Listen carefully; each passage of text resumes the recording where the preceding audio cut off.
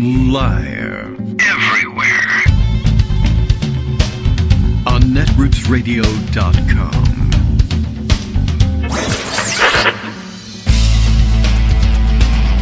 David Waldman. Kagro. In the morning. Now, here's David Waldman. Hey, how's it going, everybody? How you doing? It is Thursday, September 18th. Is that right? I don't know. For some reason, I thought we had gone on to the 19th, but I guess that's tomorrow. Thursday, September 18th, 2025. I thought it was 2026, but then I guess that's next year.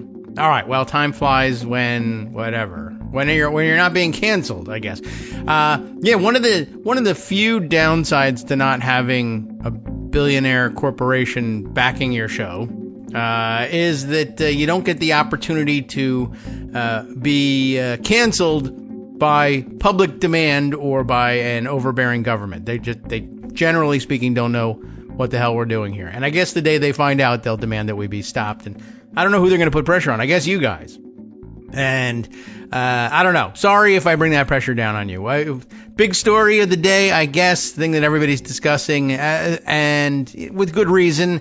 But there are many more things, to be sure, and many more things that are equally important. But a lot of worry today about the signal sent by, and I guess it depends how you describe it, but essentially the suspension, I guess we could say, of Jimmy Kimmel's late night TV show, ostensibly because he was, I guess if you look at the videotape of what happened, not being, not genuflecting genuinely enough, I suppose, over the killing of Charlie Kirk, and actually having something critical to say, not so much really about Kirk, but about the others around him and people who depended on his often racist and misogynist rants for their political power. I don't know. It was very odd, and I'm reminded by a lot of people who have been observing the situation that Trump wants all the late night hosts fired because they make jokes about him,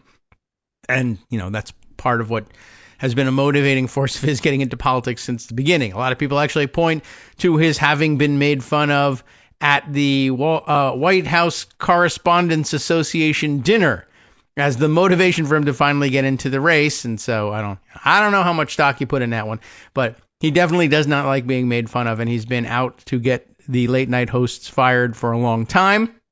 And now he's got it, and Charlie Kirk has provided, I guess, the last straw. Has created the atmosphere wherein people will accept the last straw, I guess. The dynamics of it were apparently that the FCC maybe chair. I just haven't caught up with it. It happened while I was in a very long meeting. I got out of the meeting, and not only had this happened and been announced, and by the way, Kimmel just won, I think, the Emmy for outstanding late night talk show or whatever the category is, like days ago. So he probably felt pretty bulletproof with his network. But of course, ABC, our ABC, the American ABC, the Australian ABC, still in the news today. We'll get to that in a minute.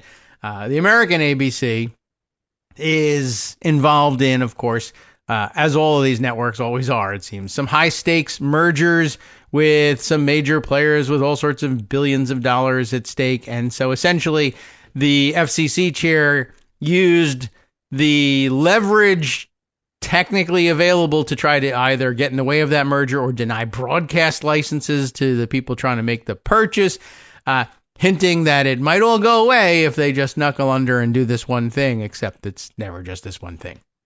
All right, big collection of news, and we missed out on having Greg Dworkin around yesterday, and so we want to make up for that today, and we'll bring him in with one of his favorites because we missed him yesterday.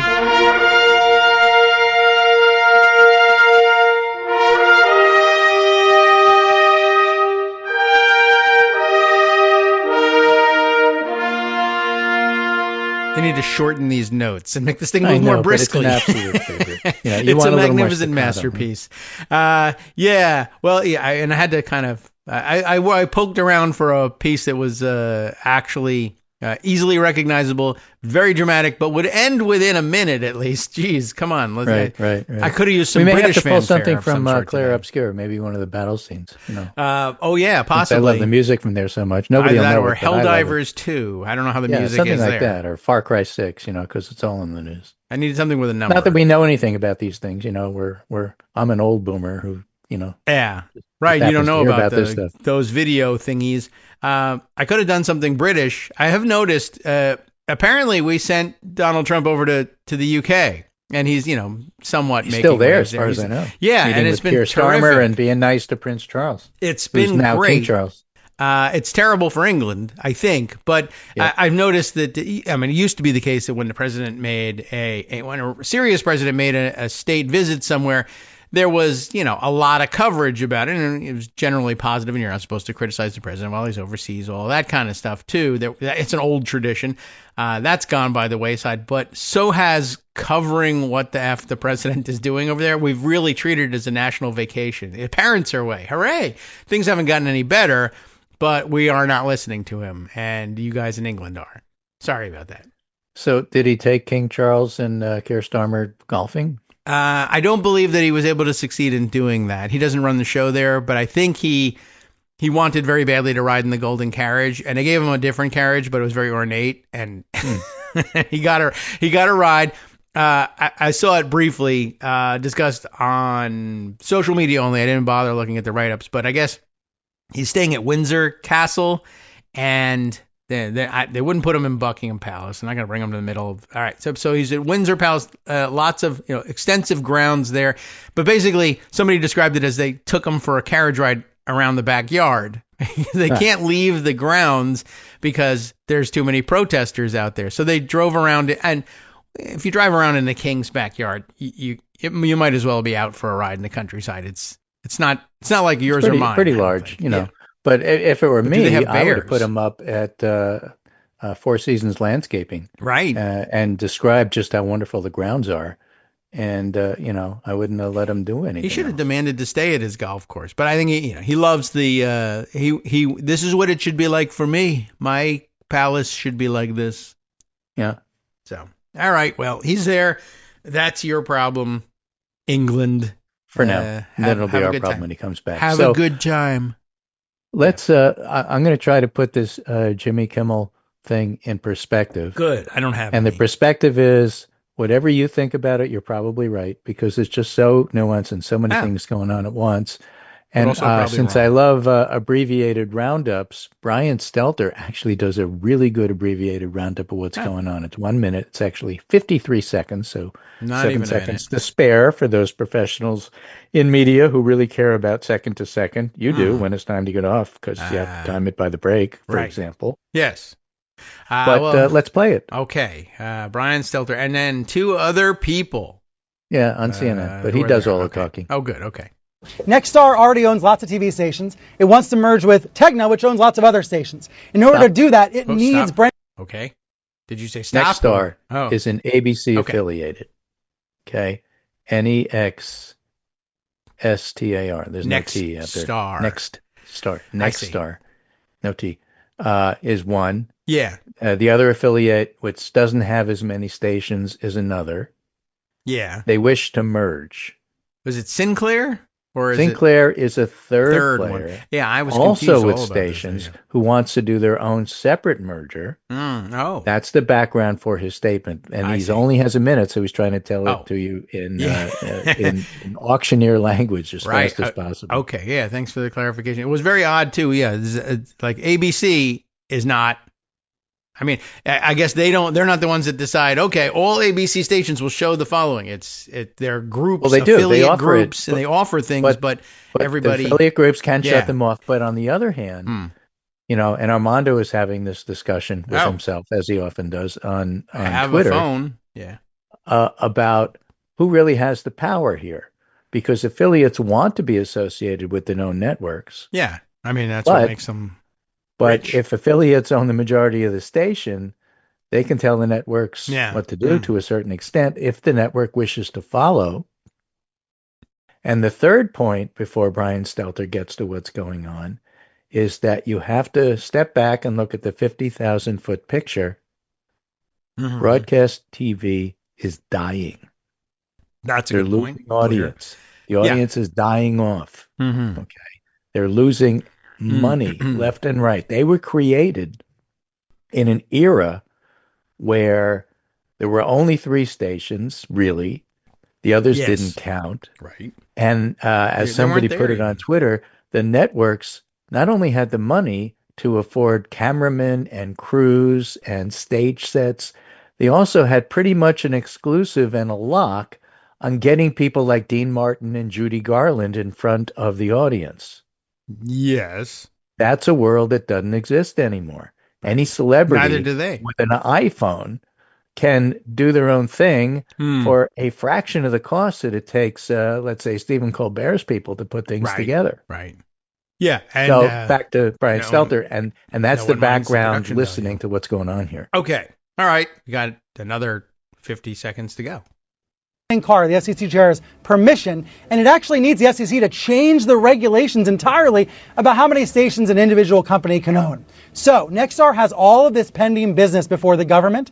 Tegna also does, and there's another big station owner called Sinclair that also has business pending before the government. So what do we know tonight? We know that both Nexstar and Sinclair called up ABC this afternoon, complained about Kimmel, and said they were yanking the show off their stations. ABC subsequently yanked the show nationwide. So we know that 2 major TV station owners, both of which need to curry favor with the Trump administration, were the ones that most loudly and vocally condemned Kimmel and said they were going to not air the show tonight and in the coming nights. It's an Occam's razor situation. It's exactly what it looks like. Okay. So that's the background. And when people say, well, it's about free speech, yes, it is. But the decisions being made were for money. Mm-hmm. So I would say at the top of the list of things that this is, all of which are right, it's the blind man looking at the elephant. This is about free speech. It is, but that's number 2. I suspect that Nexstar, and I certainly know that Sinclair are on don't say anything bad about Charlie Kirk territory. Yeah, because that's the way they think. But it's about the money, and the money is the first thing. So on the first thing on the list of what this is crony capitalism, which also isn't good. No. Stepping on the First Amendment of free speech isn't good either. Maybe it's even less good. But crony capitalism is not good, and that's what this is. These stations are Trump light in their thinking, but they want to curry favor with the government, and they will bend over and do anything that the government wants in order to get what they want, because they think it's good for business. And when you wonder how come all the institutions fold, the answer is money. It's almost always money. It's very rarely I agree with what they're doing. I get that but the money. Yeah. All right. Well, that's understandable in the sense that we understand that there's people who are extraordinarily greedy and corrupt, and even if they're not, they just want to keep money flowing. It's still, they say, well, I don't have that kind of that's principle. Not an I excuse. just it's not to want to pay money to myself. Right. But that is in fact what's going on. That's their prime motivator. Then, okay, what about free speech? Well, let's look at what Jimmy Kimmel actually said, which is very little. Yeah. But one of the things that he said, and I see people citing that he said these innocuous things, what he said that got the right wing pissed off is that he insisted or implied or inferred or just outright said that the shooter was a Groyper. Yes, he said one of them, one of their own, or something like that. We don't know that. When he said one of his own, we don't know if he meant MAGA. He was certainly from a conservative Utah family who shot guns and was Trump supporters. We don't know what his stuff is. And as Julia Ioffe and many others who are expert in this pointed out, the fact is that he's more like a school shooter whose audience is Reddit and 4chan more precisely than it is anything that you are familiar with. So trying to put him in a box that you are familiar with may or may not work. So, liberals and progressives tend to be, well, let's be precise with the language. And whereas CBS and ABC were 99% wrong with taking off Colbert and Kimmel from the air. Here's this one thing that he said which may not have been exactly accurate. Okay, fine, but that doesn't really change the whole big picture. They did not want him saying any of that stuff. No. And the fact that some of it was ever so slightly, maybe not completely, totally factual, nailed down, we don't know yet. Could have been right, but we don't know yet. Pales in comparison to some guy on Fox saying, Brian Kilmeade, that we should kill all the homeless. Yes, it does appear to pale in comparison to that. And Kilmeade has a job, and Kimmel is off the air. So Greg I just want to put in perspective. Same thing. Yeah, good point. And I in reviewing the Kimmel thing, I think Kimmel actually, was actually even more defensible than that. I think what he said was that the MAGA and right wing are working desperately to make sure that the shooter was identified as anything but one of their own. Which doesn't even say he is one. Which is an absolute true concept. Yeah, they're doing that, no doubt. They may even be right in it, but they are doing that. But Groyper came up in the conversation. And I probably shouldn't because we don't know that. I honestly don't recall his saying that in I think the Monday night clip was what everybody was pointing at, and I don't recall there being mention of the word Groyper, but it could have been a conglomeration of several such clips. But yeah, the one I saw just doesn't make any difference. That's no reason to pull him off. What am I doing? You just said it didn't make any difference. Okay, moving on from that then. You can say on this subject, I'm stopping. You're right. It doesn't make a difference. So the thing is, it's the Colbert thing. So is it chilling? Absolutely, it is chilling. So this is an observation from Adam Cochran, who is an independent reporter and a policy consultant. He says, let's make sure everyone understands the facts with Kimmel, as the right is trying to paint this as an at-will termination.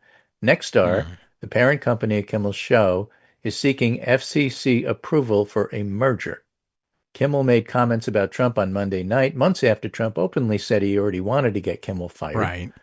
Reporting is that Trump had the FCC lean on Nexstar over these comments. Apparently, they especially used the line, "We can do this the easy way or the hard way." That's apparently what Brian Carr, the FCC guy, said to Nexstar. Wow. So, gangster style. Yeah. Multiple executives at the network have on backgrounds saying they have no issue with Kimmel's statements, but the Trump threat loomed, given the merger. It was not a network dissatisfied with Kimmel. It was not a network embarrassed or horrified by what Kimmel said. It was not a network that thought he was unfunny or underperforming. It's not a company freely choosing to fire an employee. It's expressly the federal government weaponizing federal departments in retribution for somebody being critical of the president, and that's literally what the First Amendment exists for. It doesn't protect you from private actions by private entities. It protects you from actions by the government to censor your speech, whether brazen and direct or through coercion and threat. And it's not about if Kimmel was offensive or not. It's all about free speech. It is, but the reason they pulled him was money. Yes. Both can be true at the same time. Both can be true in parallel. If they were making a ton of money from Kimmel, he stays. I assumed that they were, but okay. Not enough. No, they were because making it's more. really expensive to make that show. Okay. The deal was Colbert apparently was losing money because as much as he made, the show cost more. Okay. I guess that's possible. Live band and, studio time and all that stuff. Yeah, I guess so. Why aren't there? Well, what about the AI joke writers? That seemed to be working out great.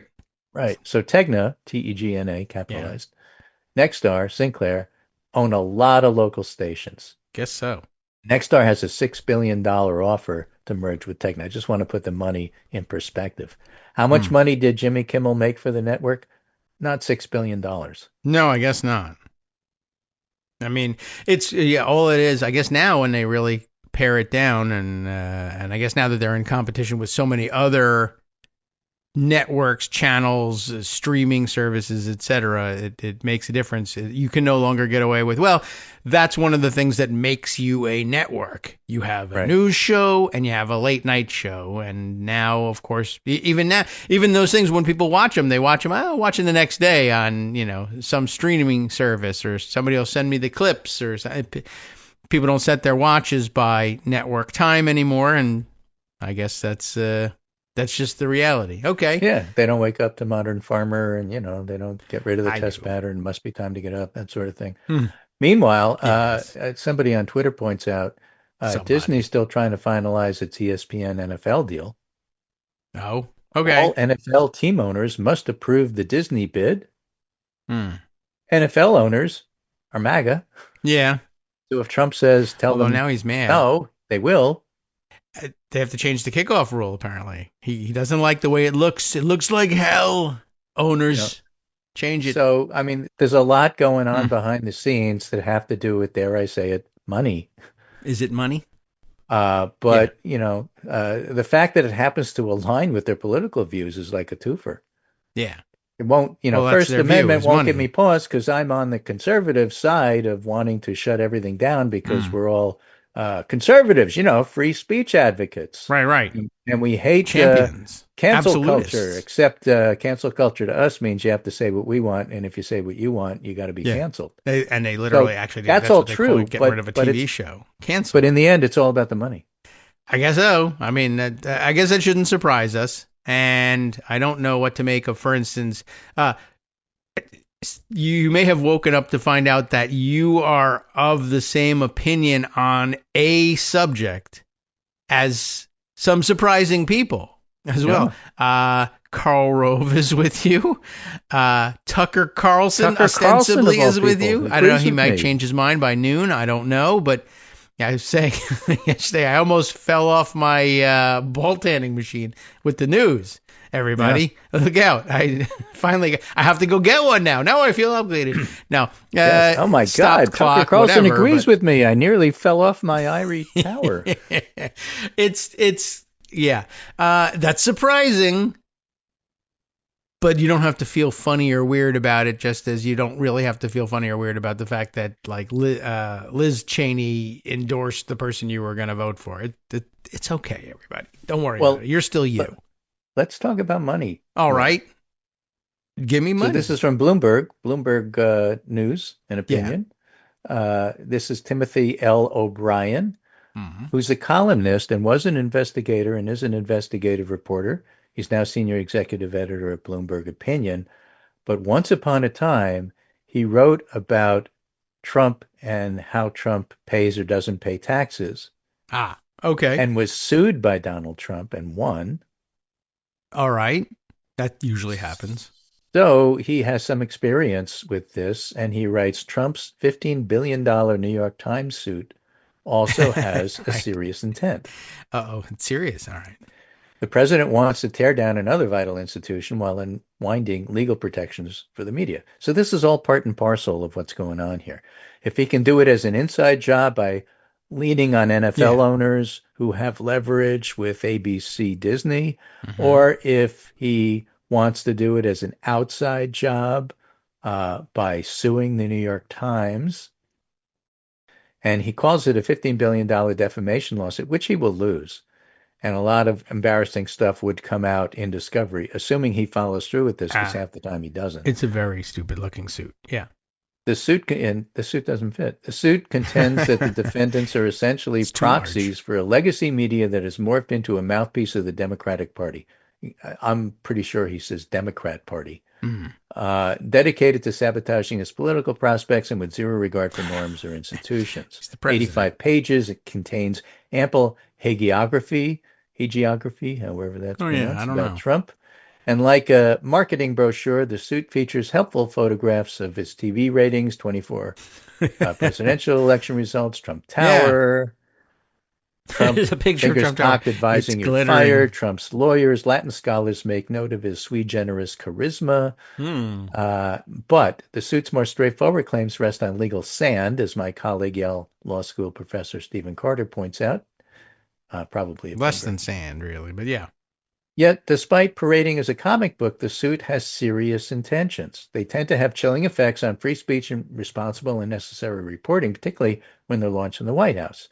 His suit points out that two other media giants, ABC and CBS, settled with the president rather than contest lawsuits he filed against them. Again, ABC and that NFL deal with ESPN. Suits he should easily have lost. Yeah, well, again, step back, the bigger picture. Right. These are all suits that these news organizations easily could have won. However, they interfere with business. Right. Yes. The money thing that you were talking about before. I think I did mention that. So Trump's suit may also be a tool for unwinding legal protections. There's a landmark 1964 ruling, New York Times v. Sullivan. Right. That established burdensome evidentiary standards for public figures filing defamation claims. He wants to bring that to the Supreme Court, throw it out, and then sue everybody for defamation if you say he's fat and he has small hands. Yes. Don't say that. Right?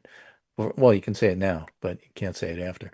For all of its concerns that the media has undermined American norms and institutions, the suit itself is an attempt to defenestrate an institution that the Constitution's framers singled out. That is to say, wrote down. First Amendment stuff. Yeah.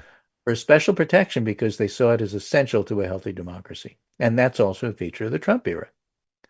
And also the lawsuit is larded, which is a great term with Trump, with an unusual amount of neediness. It reads as an extended grievance, although the lawsuit assigns collective blame to the defendants. Much of his animus is directed at Russ Beutner and Suzanne Craig, authors of a deeply injudiciously reported Trump biography, Lucky Loser, published by Penguin Random House.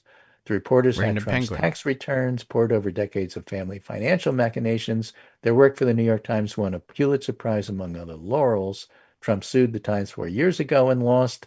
He also threatened to sue the paper last week for coverage of Jeffrey Epstein. He would lose that too. And again, you sue, we get discovery. You lose both times. Yeah. Well, that's why he prefers the quick settlement, and he's gotten it out of a couple people, so, because of money. Can't get it every time, so we'll see whether any of these things go forward. But mostly he just enjoys the threat of it and getting headlines that say Trump threatens blah blah blah, and now some everybody people thinks fall, they will some people fall. don't. He wants everybody to fall. Okay, yeah. Boo.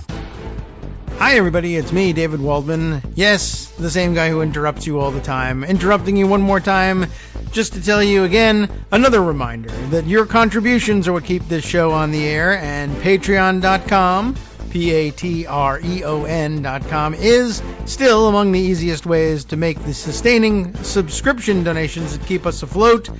Are you ready for the pep talk about how our Patreon campaign is still going strong and growing? Well, too bad. Yeah, the plain fact is we actually are headed in the wrong direction, and whereas we once had about 175 monthly patrons, we're now actually down below 150. Time to recruit some more. Not exactly the kind of news I wanted to share, but there it is. For those of you in a position to support the show, patreon.com does make it easy to make those secure, recurring monthly contributions to do so. Patreon.com/KagroX gets you straight to our donation page. We've been through a lot together. The worst of the pandemic, we hope. The worst of the insurrection, we hope. So go ahead and treat yourself. You don't need an excuse. Give yourself the gift of a little something you enjoy in life. Support the show. And of course, if you happen to prefer using PayPal or even the Square Cash app, we're up and running on those options too. So thanks again, everyone, for all your support. We couldn't, or at least shouldn't, do it without you. Hope you'll be on board soon too. Thanks for all your support. All right, welcome back, everybody, to the Kagro in the Morning Show here on At Roots Radio. Not canceled yet, but then again, there's significantly less than $6 billion behind the production. So, it's not worth taking off the air at this point.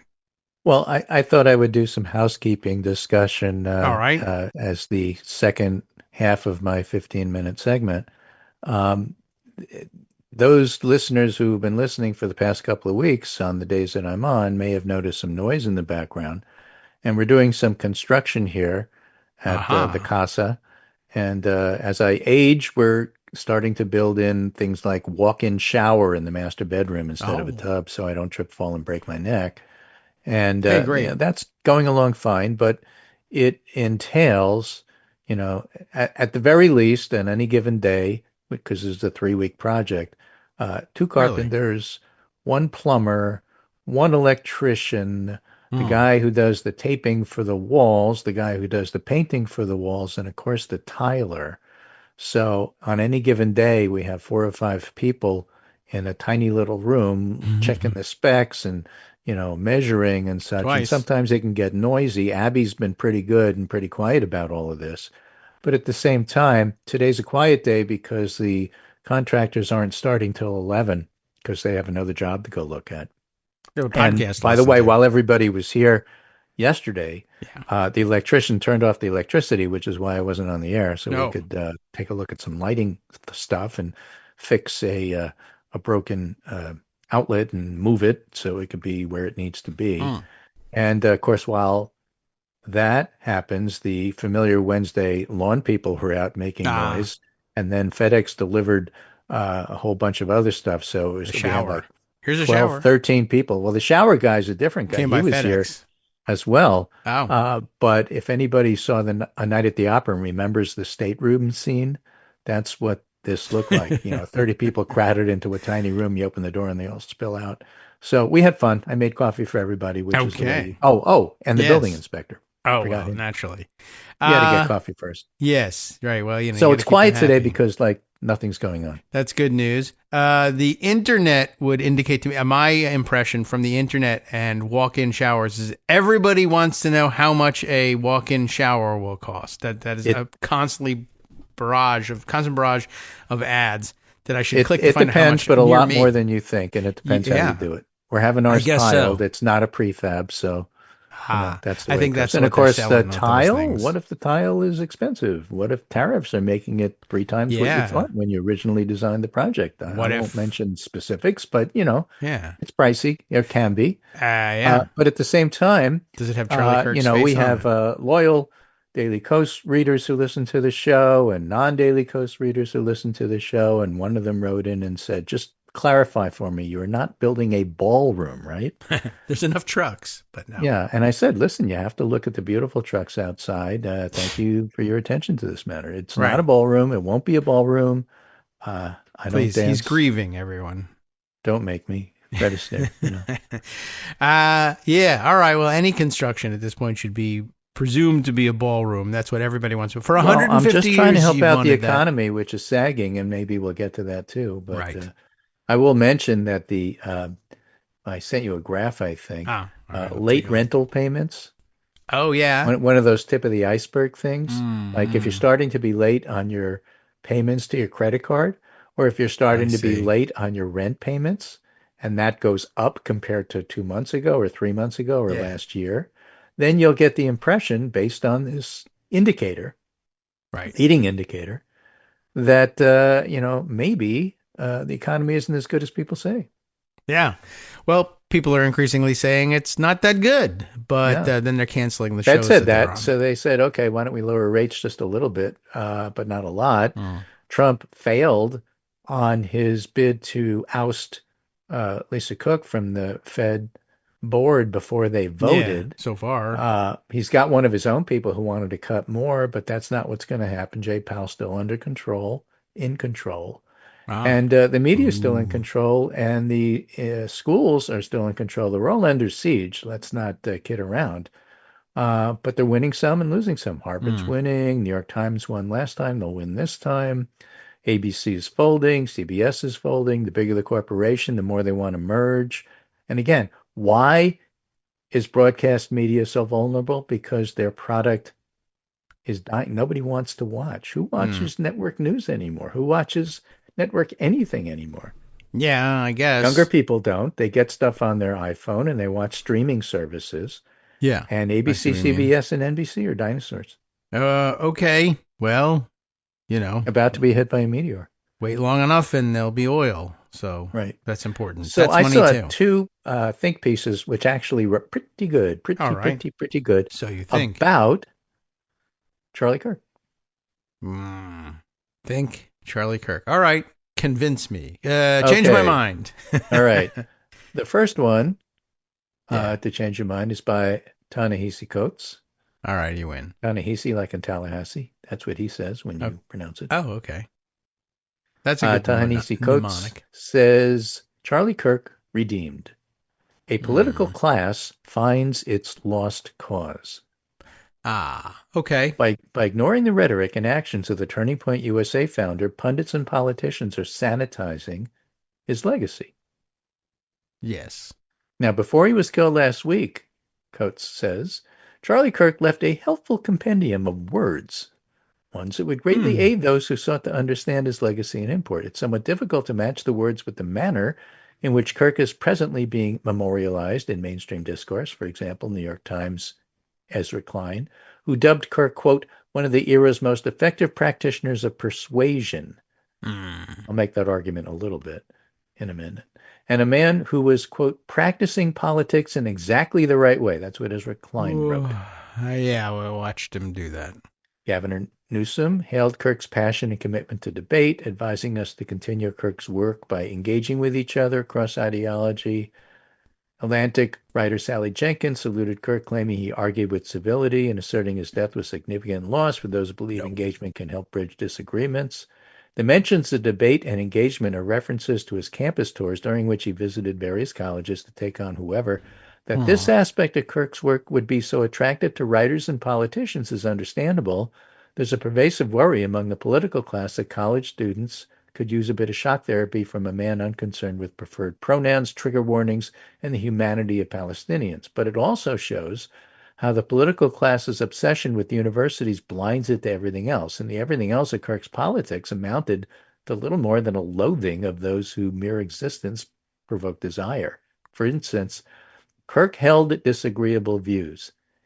That he was pro-life, that he believed in public executions, or that he rejected the separation of church and state, that's not it. It's that Kirk reveled in open bigotry. Yes. Claims of Kirk's civility are tough to square with his penchant for demeaning members of the LGBTQ plus community as freaks, referring to trans people as trannies. That's Nancy Mace's favorite slur. Faced with the prospect of a Kamala Harris presidency, Kirk told his audience the threat had to be averted because Harris wanted to kidnap your child for the trans agenda.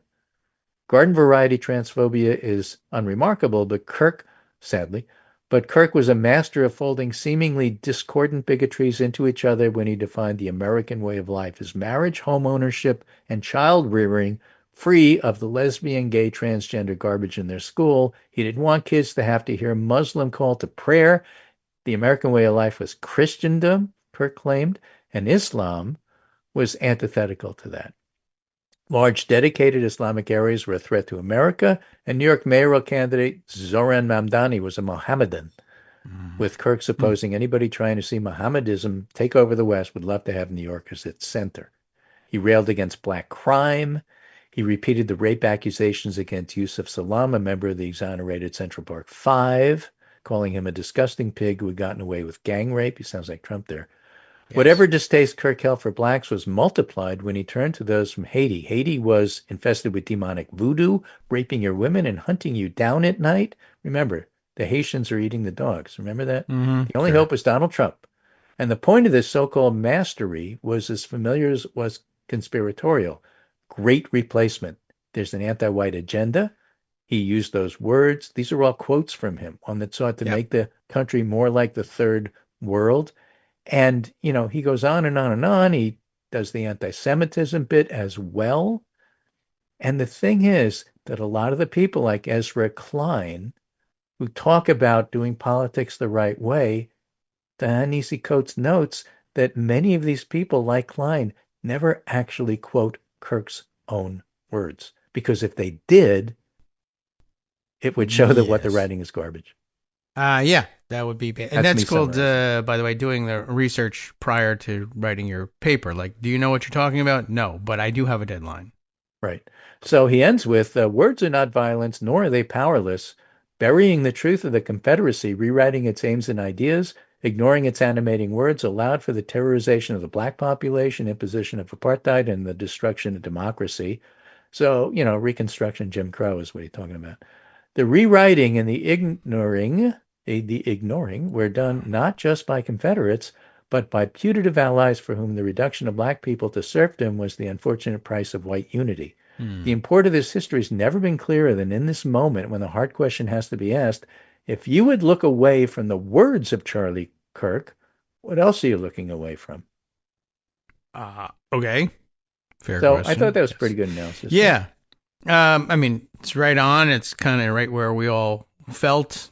We were all there, and he gave good voice to it. So, all right.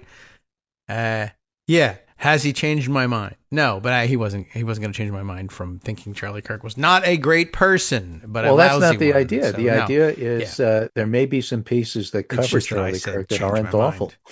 Yeah.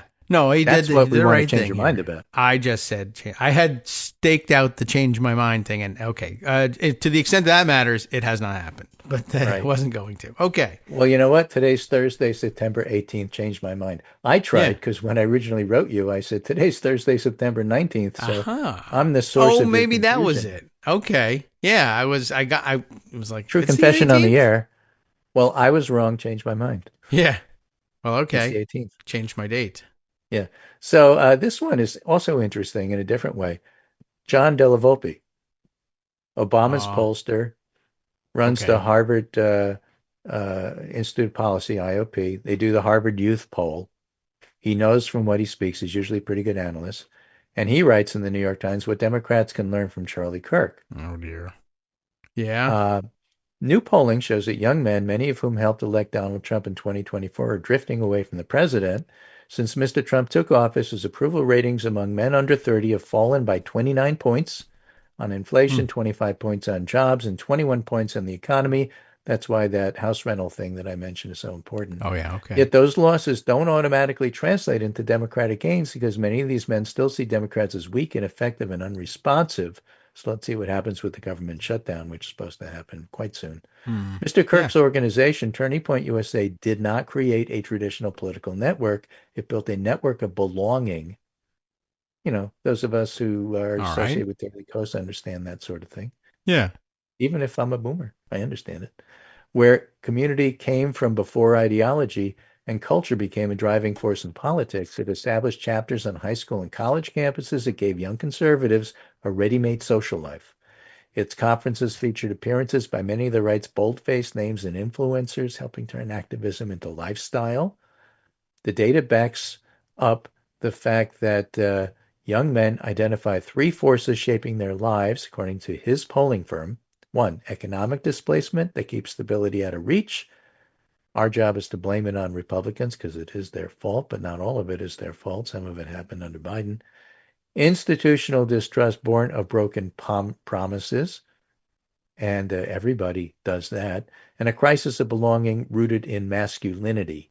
And the data backs that up. The median age of first-time home buyers, 38 years old, the oldest since tracking began in 81. For many, that gap between effort and reward doesn't feel unfair. It feels like betrayal, and betrayal fuels political anger. That's why screwing up on Medicaid and healthcare is such a BFD for Trump, and hopefully we'll get to that too. Mr. Kirk's network transformed this frustration into political energy by linking stalled progress to a broader narrative of national decline. His message blended faith, family, and MAGA-infused patriotism with a simple pitch. You don't have to accept being worse off. Democrats rarely spoke to young men's deeper questions about success, significance, or belonging, leaving a gap Kirk knew how to fill. Yes, Turning Point had its professor watch list, which nobody mentions, but the professor watch list essentially would identify black female professors who people should go after. He was not a nice person. But that failure layered onto a widening distrust of American institutions, like we don't trust network news anymore. Many young men feel that neither party has their backs. Questions of identity loom even larger. And from there, Mr. Kirk was playing the long game. Persuasion is a slow burn built not in a single debate, but drip by drip through short clips. And Democrats have struggled to compete on that terrain. The party relies too heavily on news conferences and campaign ads, as opposed to influencers who build loyalty year-round through gaming streams. I saw somebody else, I don't have it in front of me, it was John Sides. Okay. who wrote a really good piece that basically the problem with Democrats is they're trying to win on policy instead of politics. Yeah, we've heard we that. said that? 4 plus, at least. I would think. Plus, right? Yeah. So young men notice the difference between Democrats and Republicans. Republicans are confident and direct. Democrats are scripted and afraid to offend. Mr. Kirk capitalized on that. Too many Democrats still avoid those spaces. Pete Buttigieg doesn't, but others do.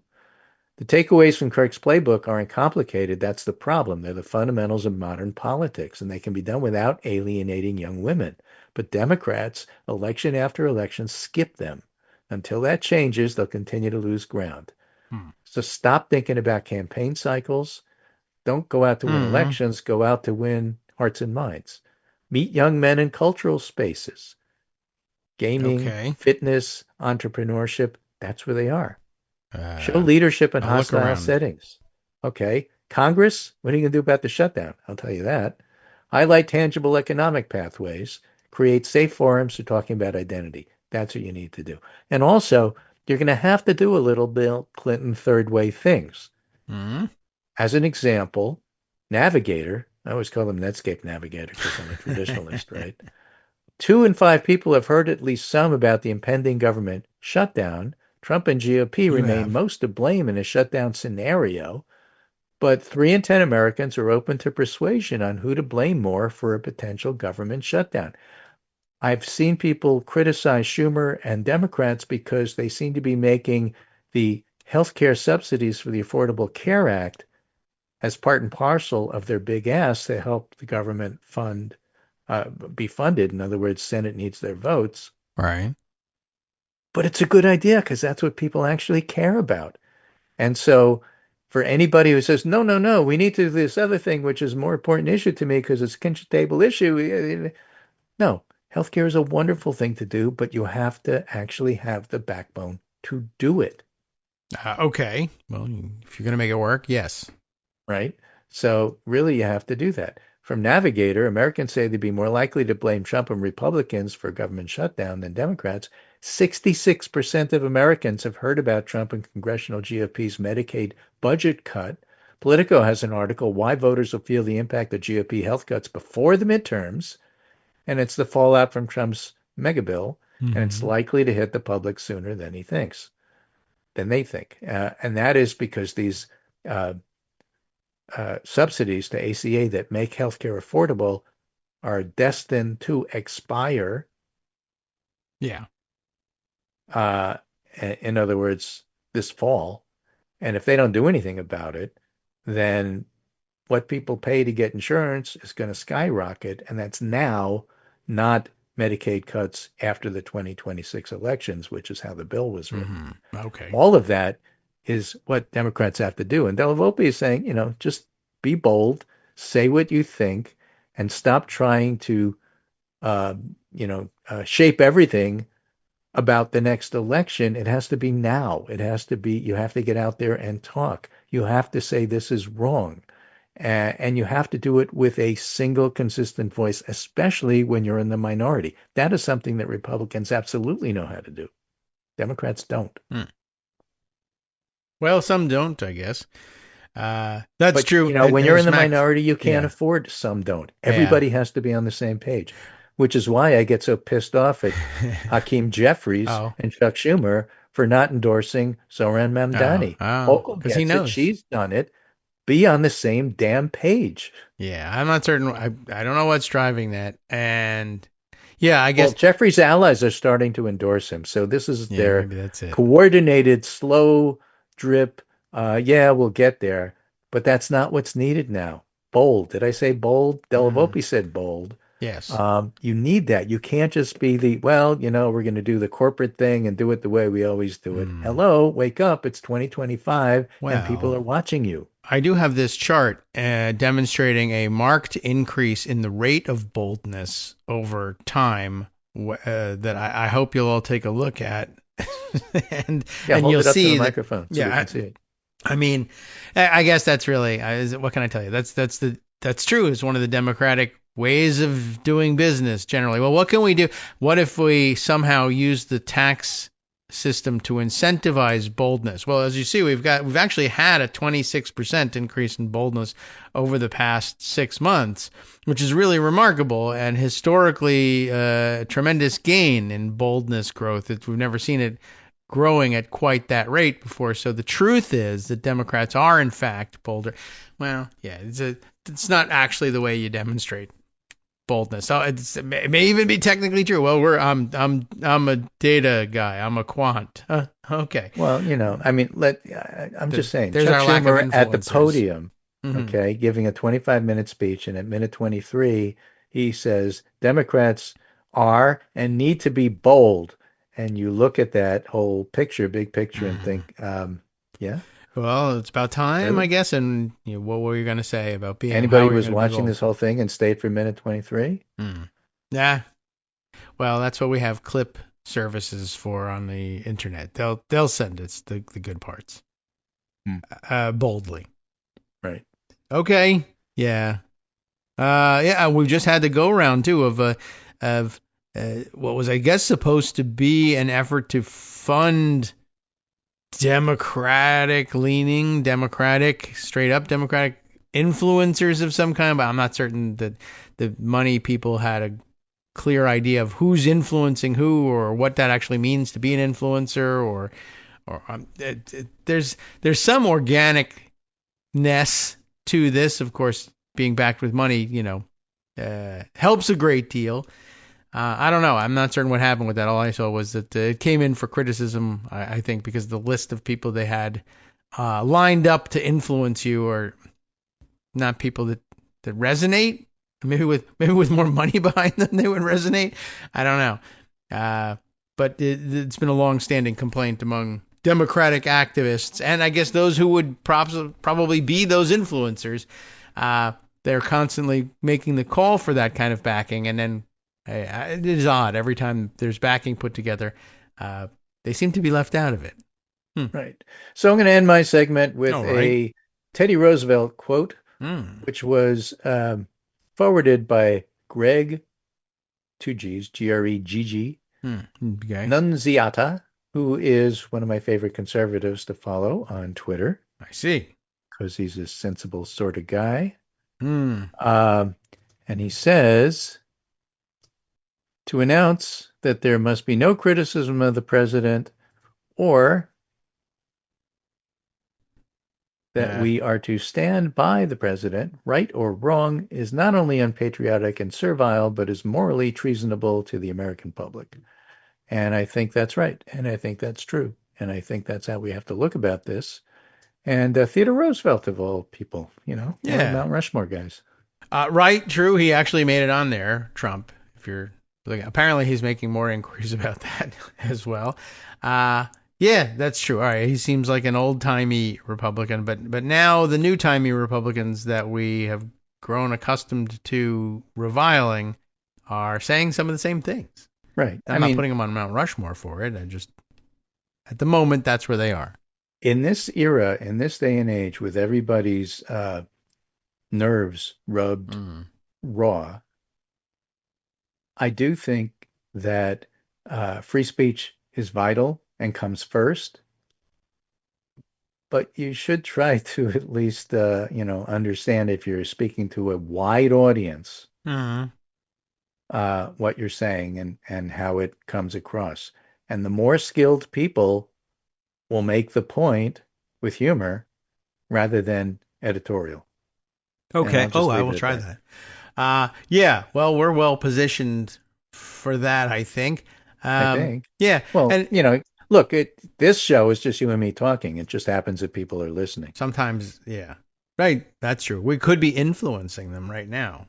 I doubt it. We're just talking to each other. I mean, we've got to get to work on that. But I mean, we could. What I'm saying is, we could be, if we would work hard, we could be influencing people. Yeah, but we're lazy, so we just talk to each other. Yeah, I prefer to be influenced and let you guys know how so. I guess that's what it comes down to. But yes, good points made, by the way, about younger Nobody can voters. Influence you to watch a State of the Union, by the way. Right. They've been trying that for a long time, and it's not working. And even if you name your show about politics, which I like, State of the Union, I won't watch that either. So just a note to Jake Tapper on that one. Right. Yeah, but I was just thinking about the younger kids these days, and where they are and what they see and what they don't. I did find it interesting in the wake of Charlie Kirk's killing that a very significant portion of adults, we say, 35 and up or whatever, were basically, first they were shocked about the whole thing, but then a lot of them did say, so Charlie Kirk is who exactly? They were not clear on that.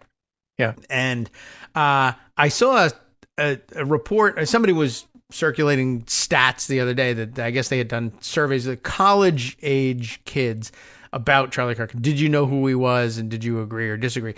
And an astounding number, 94% was the claim, had heard of Charlie Kirk, which I wasn't sure whether that was really the case or whether that's just college kids saying, it makes me look smart if I say yeah. So yeah. But on the other hand, he had 70% plus disapproval with them. But 94% I thought was astonishing. And I asked around and no one was willing to say that they didn't know who he was. I mean, now, of course, it's difficult not to. But it turns out, in the world where they get their news and cultural influence, which is not network television, but the circulation of short videos, clips, and hot takes on social media and its outgrowth, some of the things that the kids spend their time on aren't even considered social media per se, but something different. But it's a sharing network nonetheless. They have seen those clips, and most of them have seen clips in the context of, oh my God, can you believe this a-hole said this terrible thing? And so I guess that accounts for it. 94% name recognition, that's unheard of for anybody, especially for somebody that the rest of the country is kind of like, I might know that guy. What does he do again? They had this vague sense of, he's a political something, right? And then we found out that there's a whole subculture that only knows him as a Christian motivational speaker, too, which is also weird. And algorithms make that happen and can sustain that illusion very easily, too. So it's an interesting phenomenon that's happening. But I guess if you want to take away something from Della Volpe's thing, meeting people where they live, there's an entire generation that has a very different picture of who's who in the news than we do. So, okay. You got to go find them. Maybe after all the construction is over, you can go out and we can go on a tour. We'll go on a college campus tour and try and find them. Yeah, but just on my grounds. Yeah, that's right. Very expansive We have a whole acre to tour here. All right. I'll bring the carriage, and it's only good till midnight. Afterwards, pumpkin, but only for a limited time at your local Starbucks. All right. Thanks, Greg. We'll catch up with you again next week. We'll try and make it through. Stuff will have happened. All right. Welcome back now to the Kagro in the Morning Show here on Netroots Radio. Wow. Okay. Astonishing news. Donald Trump, I believe, may have gotten a white tie and tails outfit that fits him correctly this time. I mean, it's not flattering because it fits him correctly. But it's you may recall from his first term, his last state visit to the UK, that somehow he got himself suited up for a white tie dinner. It's a white tie occasion apparently when this sort of thing happens, and he had that ridiculously huge. I don't know what the hell is it a waistcoat? Is that what that is? That the white vest, and I don't know, like his tie, he had it proportioned to his usual too long red tie. And I think they did a better job on it this time. I think he may have been embarrassed by that last time around. And all the extra fabric was dyed red and put into Melania's hat, I guess. She had a very gigantic hat that made her look like she was being kidnapped by aliens, but hadn't yet been fully beamed up into the saucer. That's how I viewed it. Anyway, as I said, he is over there, which means we don't have to deal with him over here, which has always been a goal of ours. But I said that there was going to be some appearance by the Australian ABC network in the news roundup, and I think I've got it open here. But it's just this. Somebody taking note of the fact that this had happened. Whose note do I have here? Adam Bienkov, political editor of Byline Times and the online editor of you'll never believe it, bylinetimes.com. So, anyway, lobby journalist in the House of Commons, in case you were wondering, well, how come I haven't heard of Byline Times? Unless you're English, in which case you have, I guess. I don't know. And that's the answer. It's in England. Not that the internet makes it difficult to get. Now you can go looking for it. Anyway, Adam notes that this has happened, borrowing from, I don't know whose coverage this is, but one of the papers making a note of this exclusively, but I don't know which one. That's funny. So the headline, the name of the paper is cut off. But Adam says, listen, he takes this clip from the news. ABC, meaning the Australian ones, ABC barred from Trump's UK press conference after his clash with Australian journalist John Lyons. And you might have wondered which ABC they meant, because it would be entirely possible that Trump had banned the American ABC from the press conference too, even though they just knuckled under and did what he wanted.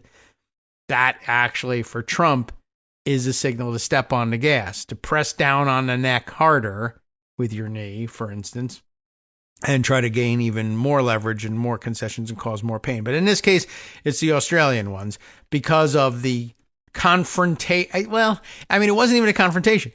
John Lyons asked a normal question about something that was in the news cycle, but it was unfavorable for Trump, which, if you have ever witnessed, let's say any other president of the United States in the modern media era, you will note that is what you do as a member of the press. Things that are gaining notice in the news are questions that you might pose to the president, and the president has to be prepared to field them or pretend that he can't hear them because the aircraft noise is so loud. And that opportunity was there.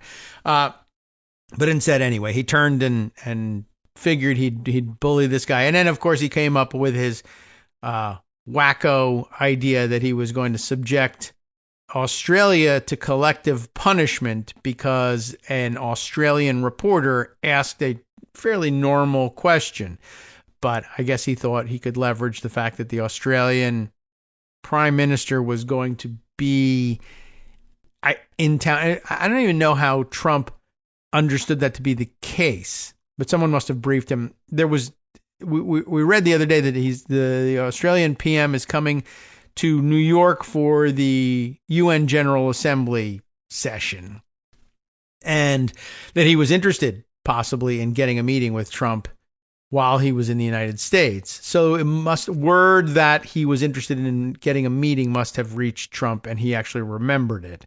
And that was it. And they heard an Australian accent, and then he said, oh yeah, well, I'm going to tell on you. I'm going to tell your prime minister that you asked me about a news item. And what will happen at that case normally is the prime minister will say, yeah. And so what's the issue? But we know the issue is Trump is allergic to being asked questions that are not flattering to him, and something. So anyway, ABC was barred from the Trump UK press conference. Let's see. There's only a quick screenshot offered here. And I'm sure there's full write-up somewhere, but we'll just lean on this. The exclusive, it says, London Bureau of Australia's national broadcaster informed accreditation removed for, quote, logistical reasons. Like, I don't know, that's supposed to be their euphemism for we didn't have enough space, or we ran out of tea. I don't know what would be a logistical reason for that. But the ABC has been barred from attending Donald Trump's press conference near London this week after a clash between the broadcaster's America's editor, John Lyons. It wasn't even a clash. This is Trump yelling at him. And the president in Washington, D.C. over his business dealings. The Australian broadcaster said its London bureau was informed by Downing Street that its accreditation to attend the press conference had been withdrawn for logistical reasons, or in Australian, logistical reasons, mate. Basically, that's how you translate anything into Australian. And then something Fosters, I guess. Anyway, maybe it's the ABC's own coverage of it. That would make sense. It just is not clear here, but Adam Bienkov makes the quite correct comment. The shame on Downing Street for going along with this. So much for being committed to a free press. So it's a virus that has taken hold on both sides of the Atlantic in this case. All right, so there you go. And I'm sure there's a write-up about it somewhere, and probably the Australian Broadcasting Corporation, I think, versus company, has got the best coverage anywhere in the world of that situation. But I think we already know all we need to know about that one. All right. Other things that you need to be aware of. Because Trump is in the UK, we can borrow coverage today from The Guardian. We do it all the time anyway. On one of the other, what would ordinarily have been probably a major news development yesterday. And I say that way because the word major was used by the orange guy to describe what was going on. What is going on? Nothing. What is Trump saying is going on? Trump is saying he plans to designate Antifa. That thing. What is it? Nobody knows. But Antifa, that scares people. Trump says he plans to designate Antifa as a major terrorist organization. It has no membership, no leadership, no goals, no agenda, other than being what it says in the name, anti-fascist. Now, if I plan to designate people who don't like black licorice a major terrorist organization. Can I do it? No. I mean, I can plan to. That's true. I can say I did. That's true. I can sign a piece of parchment where there's supposed to be, the budget pays for these things. We're supposed to be reserving these for serious undertakings, but, whatever. These are now toys for the president to sign. Look, I made it. I did a law. I did it. Well, it's not a law, sir. Well, an executive order. Well, it's not one of those either because this isn't the thing you can do. All the terrorism experts, all the legal experts are out there saying, no. Not only is Antifa not the kind of not a thing generally. It's not. There's no way to designate it anything. But okay, so he's not really doing that. He's there are some legal implications to the idea of designating a terrorist organization. There's the objection that the authorization that the president, to the extent the president has to actually do that to something that actually is an organization, that if it is domestic, that authorization does not apply. There's all sorts of legal barriers to it. There's all sorts of definitional barriers to it. So you should understand at the outset that this is one of those things that I guess you could view it through the Trump and paperwork man lens and just say this is another thing where he blusters and says, I hereby declare this.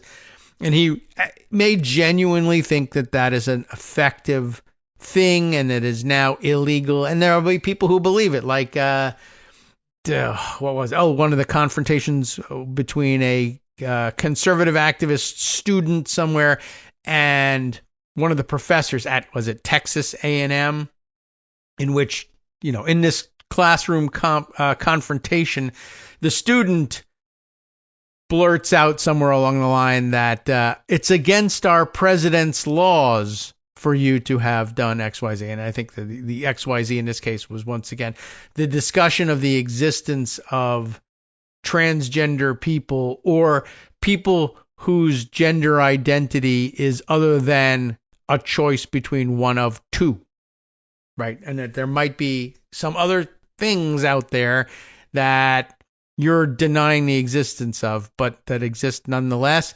Well, that's against not my beliefs, not my religion, not my ideology, but our president's laws, which, of course, the president doesn't make. But, the point is that there are people who are operating under that assumption. They're wrong and dangerous, but there it is.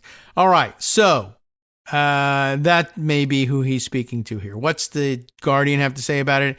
Well, 1, Trump plans to designate it. 2, it is unclear how anti-fascists, which is not capitalized here, not only because that's the style of The Guardian, but also because what would you be capitalizing Antifa for? It's not an organization and it's not a proper noun.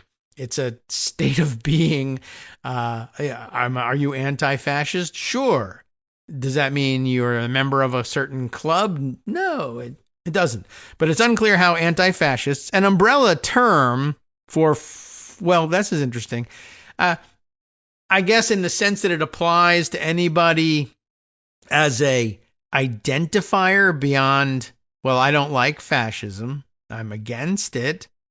Does that mean the same thing as being Antifa? Well, okay. The ground reality is, I understand when you say Antifa turned out for some sort of protest, well, you're really talking about, to the extent that there's any organization at all, probably something a little bit more leaning toward, let's say, anarchist black bloc, which likewise doesn't really have any organization or structure. But okay, so this is what they mean when they say it's unclear how anti-fascists, an umbrella term for far left-leaning groups rather than a single entity, it's unclear how they will be labeled. Well, with good reason. It's unclear who they are and what they're doing.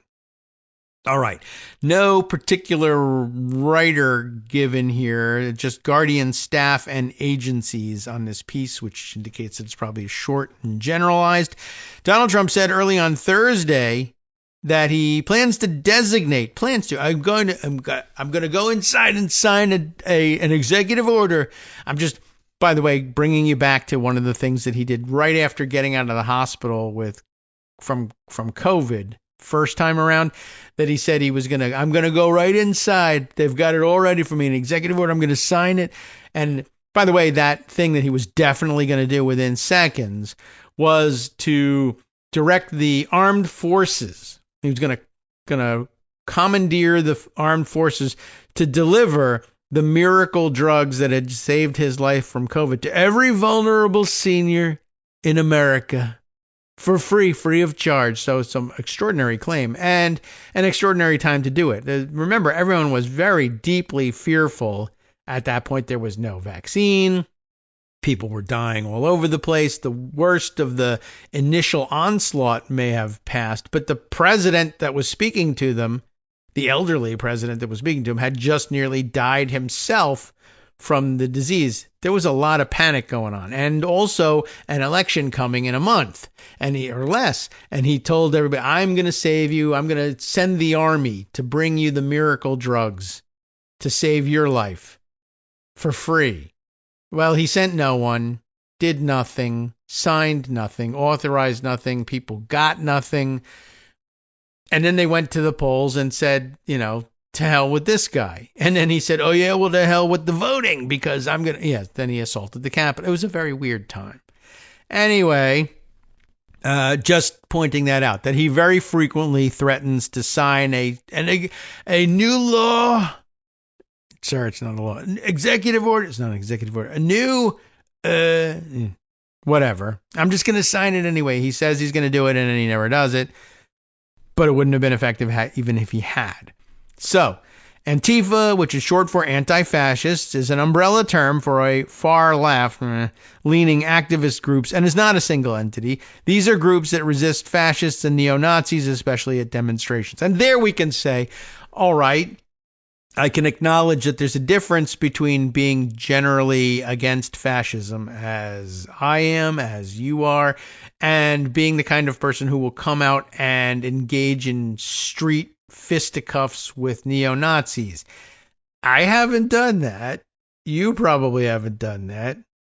It may yet come to pass that we do that, but we haven't. Okay, so in that sense, when I say Antifa, I don't just generally mean everybody who's anti-fascist. I mean the kind of people who actually show up and do that.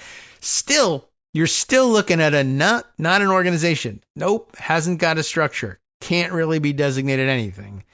Situation.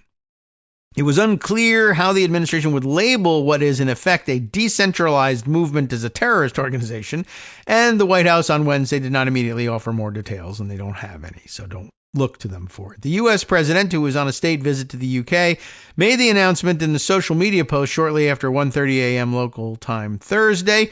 He called Antifa in his Truth Social post, all caps here, a sick, dangerous, radical left disaster. I mean, you can't even be serious enough to get through a real sentence. I mean, it's crazy that the president of the United States is talking in terms of sick anything. Sick, dangerous, radical left. Yeah. Disaster. Oh, come on. Finish your sentence. Anyway, he also said he will be, quote, strongly recommending that funders of Antifa be investigated. Well, nobody knows who's doing what there, and it's really people just saying, I have enough money to eat lunch today, and I'm going to go punch a Nazi. That doesn't mean they're being funded from any place. Antifa is a domestic entity to the extent it's any kind of entity at all, and as such is not a candidate for inclusion on the State Department's list of foreign terror organizations, the key to that one being right there in the first word, foreign terror organizations. I think they even go with FTO on that these days. Dozens of groups, including extremist organizations like the Islamic State and Al-Qaeda, are included on that list on account of them being foreign terror organizations, of course. The designation matters in part because it enables the Justice Department to prosecute those who give material support to entities on that list, even if that support does not result in violence. There is no domestic equivalent to that list, in part because of broad First Amendment protections enjoyed by organizations operating within the United States. Yeah, constitutions. And despite periodic calls, particularly after mass shootings by white supremacists, to establish a domestic terrorism law, people have asked for it, no singular statute now exists. In an exchange, yes, with reporters in the Oval Office on Monday, Trump said he would pursue a domestic terrorism designation for Antifa if such a move had the support of Pam Bondi. He can't be sure. Does Pam Bondi support this? I don't know. Call her up. Hello, Ms. Bondi. Do you support this? I do support this. This is Pam Bondi speaking. John Barron, Pam Bondi. All right. Well, if she supports it and others in the cabinet support it, we're going to have a meeting. You all tell me how much you love me because of supporting this thing. Sure. It's something I would do. Yeah, Trump said. I would do that 100%. Antifa is terrible. On Wednesday night, Bill Cassidy, a Louisiana Republican senator, praised Trump's announcement saying Antifa... Pause for just a second here. As I was reading it, I realized we had a clip all queued up. Greg and I, we did. That's for you, England. We had this clip queued up of Bill Cassidy, a Louisiana Republican senator, in fact, chairing a hearing about, what the hell was it about? Oh, RFK Jr. and the destruction of the American public health infrastructure. And that thing was rather wild, and everybody was watching that closely. Oh, at the same time, Kash Patel was over having another wild time of it, this time on the House side, declaring that every Democratic member who questioned him was also going to come in for a harangue. And you're a disgrace to the institution, and we hate your guts for several reasons. Anyway, over on the Senate side, Bill Cassidy was having difficulty controlling the more MAGA-addled members of the Republican members of this committee, including essentially getting in an argument with Markwayne Mullin about the nature of comments he was making and the crazy things he was going out on a limb with. Do I still have that queued up? I don't mean to divert to that. This is an Aaron Rupar clip of what was going on, I guess. But anyway, the thing is that yesterday, throughout most of the day, it made it look like, well, Bill Cassidy here is one of the few moderate voices remaining. He's reining in the real crazies on his side, but he really wasn't, and he had already voted the wrong way on RFK Jr. anyway, and was responsible for subjecting us to all of this. But in case you thought, oh, maybe like Tucker Carlson, he's coming around to adopting a position that I can agree with. Well, just like Tucker Carlson, he'll let you down in a few minutes. Maybe we'll circle back to what he was saying in the committee. But in this article, Wednesday night, Bill Cassidy praised Trump's announcement. That is the Trump announcement. I'm going to turn Antifa into a terrorist organization. Okay, so he's wrong again, saying in his comments, Antifa seized upon a moment of legitimate grievances to promote violence and anarchy, working against justice for all. What was that moment? I don't know. The president is right to recognize the destructive role of Antifa by designating them domestic terrorists. He is, in fact, wrong for doing that, and Senator Cassidy is wrong for saying so. In July of 2019, Cassidy and Ted Cruz, you know who he is, but it's the Guardian, so they tell you he's a Texas Republican senator, introduced a resolution in the Senate to condemn the violent acts of Antifa and to designate the group a domestic terror organization. So that's why he feels he's right. He thought so earlier, but he was wrong then. In 2020, in the midst of the George Floyd protests, Trump also raised the idea of designating Antifa as a terrorist organization. Trump's previous FBI director, Christopher Wray, later fired, said in testimony that year that Antifa is an ideology, not an organization. Right. Lacking the hierarchical structure that would usually allow it to be designated as a terror group by the federal government. The president made the announcement less than an hour after ABC, America's ABC, bowed to pressure from the Federal Communications Commission and canceled Jimmy Kimmel's late night show, quote, indefinitely, following complaints about his comments on the killing of Kirk, which were not comments that he actually made. Jimmy Kimmel Live will be preempted indefinitely, an ABC spokesperson told CNN.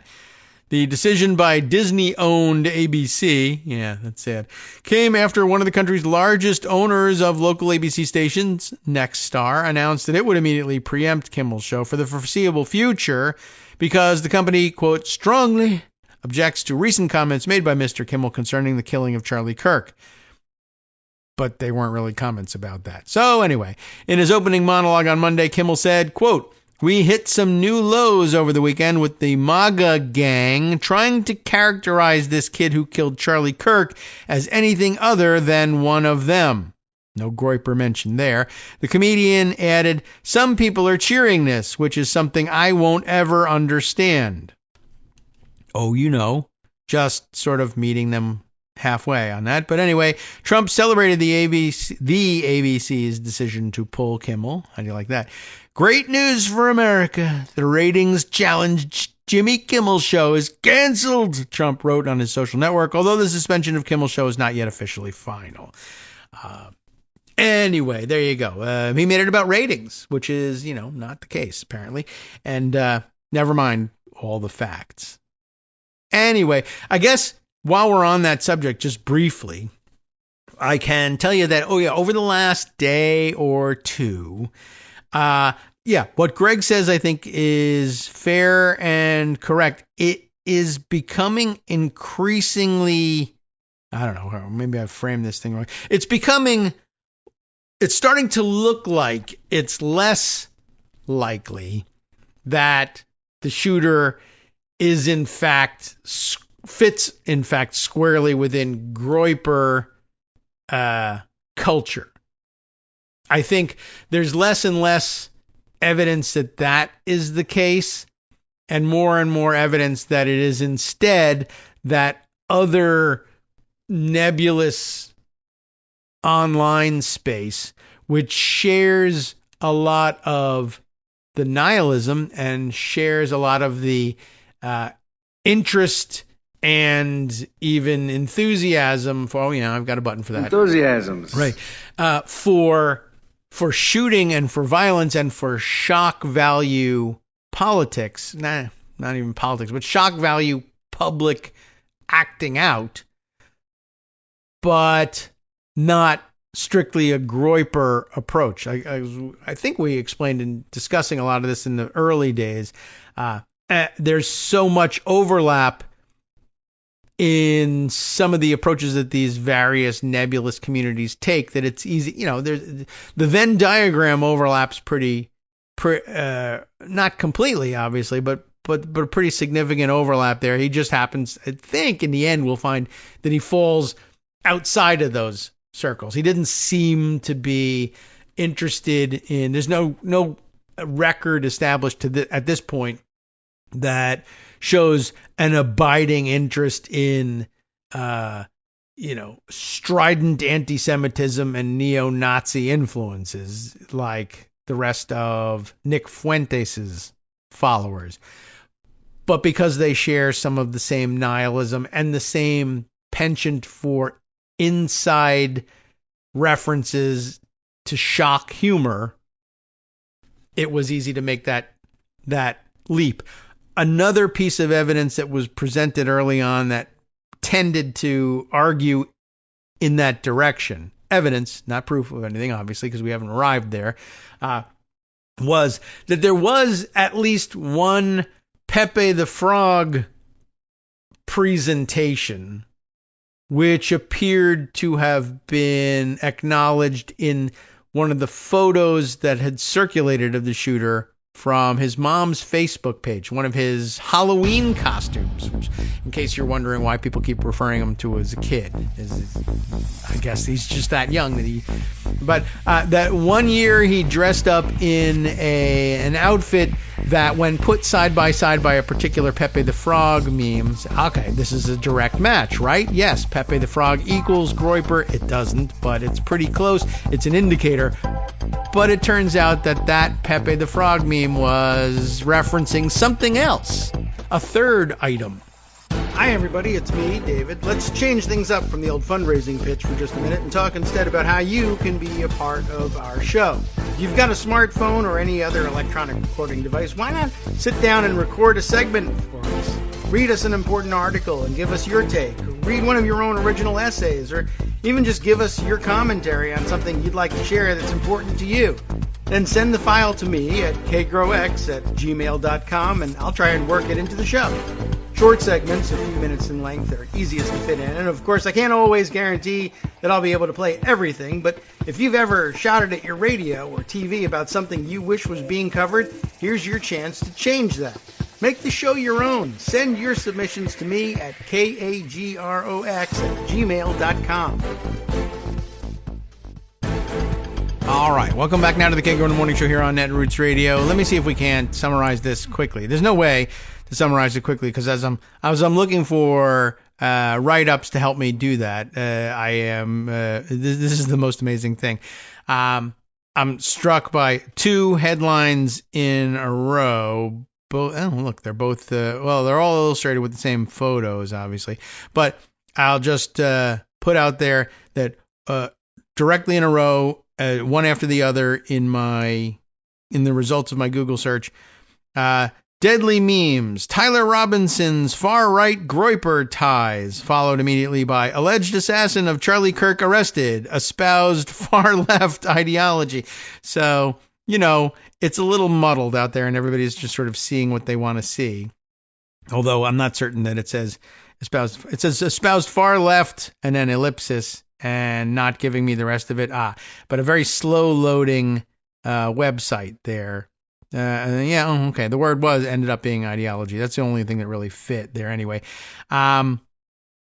So it's a little muddled out there. But what I wanted to bring you, here's an interesting thing. Let's go back to those guys we just cited in the last segment, the Byline Times.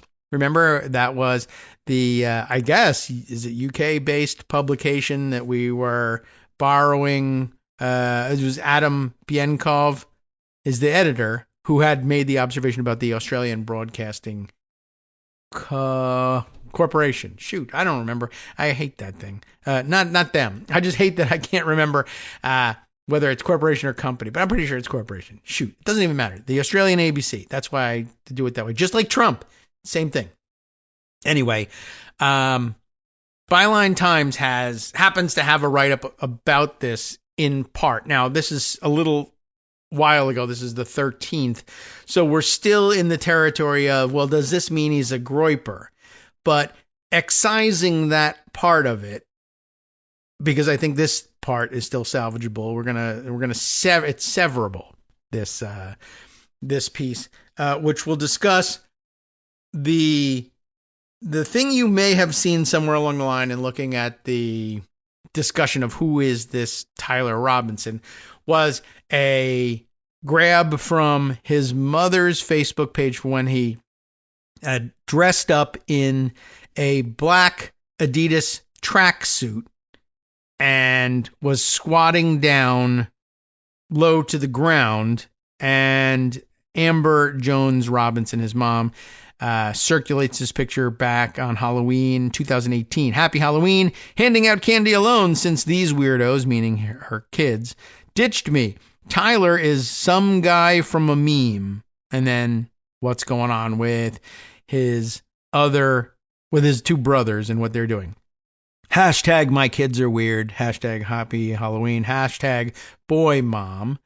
But there he is squatting in the black tracksuit. And now it's displayed alongside a Pepe the Frog rendering in which he, too, is wearing, again, the identical black Adidas tracksuit, squatting down in pretty much the same position. Now, missing from it, I guess this should have been the first tip, I guess. Well, the Pepe the Frog rendering, he is wearing a black hoodie underneath, I guess, the tracksuit, and he's got the hood pulled up. And instead, or maybe it's got a hood, this tracksuit. In the olden days, the Adidas tracksuits I was aware of didn't have hoods, but okay. Tyler's got a black cap on and instead, but it also looks like he's got the hoodie there as well, so he could have had that pulled up. And he's facing a different direction. I don't know if that matters too much, but the Pepe rendering also has a cigarette in his hand, not present in Tyler's photo, and a bottle, what appears to be a bottle of beer, on the ground at his feet. That also missing from Tyler's photo. On the other hand, his mom is taking the photo, and in 2019, if he's 22 now, that was 5, 6, 7 years ago. So, unlikely that this Utah conservative family's teenage son would defy everything to mirror the meme exactly and have the bottle of beer, even if empty, and cigarette, unlikely to be done in front of mom. So was that the reason it's missing, or is there something else? And I think it's something else. Ready for this? We'll just read this section of their piece here. Again, the Byline Times. A Halloween costume and the Groyper meme. Is it, though? All right. That's what I would ask you. Though there are few direct political statements online from this, quote, shy, quiet kid, unquote, there are more indications that Tyler Robinson might have been radicalized by far-right online movements rather than the far left. And there was more evidence of that than far left, certainly, but the Groyper thing, I think, eventually falls apart, and here's why. An image posted by his mother, Amberson Robinson. I didn't realize that it was more than just Amber, but okay.